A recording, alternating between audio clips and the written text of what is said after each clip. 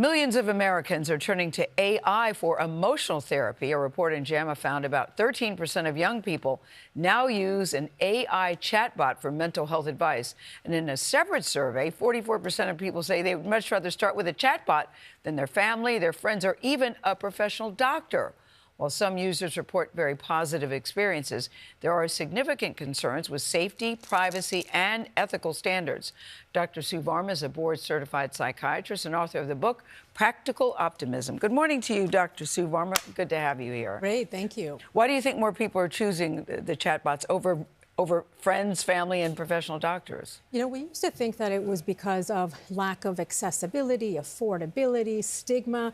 But Gayle, this is so fascinating. It's fear of judgment above all, right? Yeah. That we feel that this is a safe space, that we can get instant advice, it's immediate gratification, and the need that there's for constant support and reassurance. There's a lot happening in the world, and people are like, I just need a quick go-to. But there is a price, and it's very important that we understand the limitations. Well, I hear what you say about immediate gratification, but I have friends who use it that say it's actually very good. Yeah. That they will.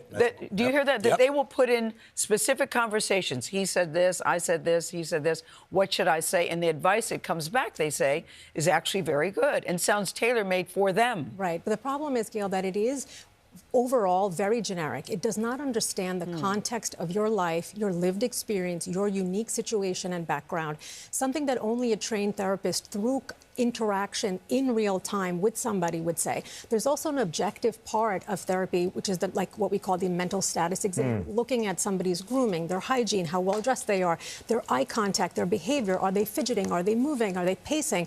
You can tell so much about a person face to face. Right. There's also the ethical standards of discrimination and bias, which we know a lot of the LLMs have. They don't understand the culture, the context, religion. What's LLM? These large language models or the chat bots, whatever, they don't understand, and there's a lot of stigma sometimes that, you know, unknowingly comes.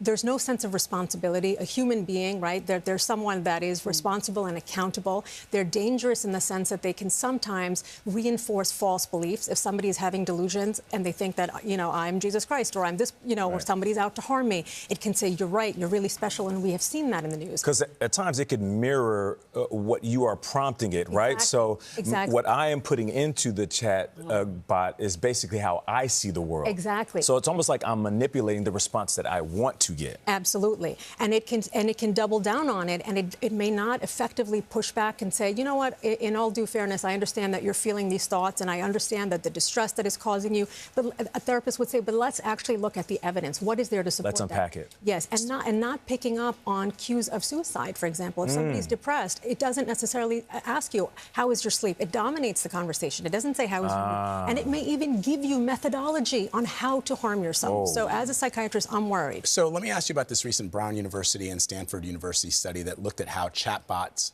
responses, how they compare to basic clinical standards from a doctor. What did those studies show? Yes. So, you know, we see with the Stanford study, it talks about the lack of empathy that it can have. Both Stanford and Brown talked about what we call deceptive empathy, that the chatbot may say things like, I see you, I understand you, only I can understand you. And that can be, you know, very intoxicating for a person who is vulnerable, who says, no one understands me, I feel alienated, I feel isolated, tell me more. And but? Yes. And then it starts to not only give you harmful methods, but it doesn't protect you. It doesn't send you to treatment. Right, but so how did that compare to what a doctor would say? Yes. So a doctor would say, you know, let me ask you questions about self-harm. Let me ask you, like, have you ever had thoughts of hurting yourself or hurting anybody else? It will very quickly pick up, and it will also understand the underlying things that you may not, that a chatbot might not ask you.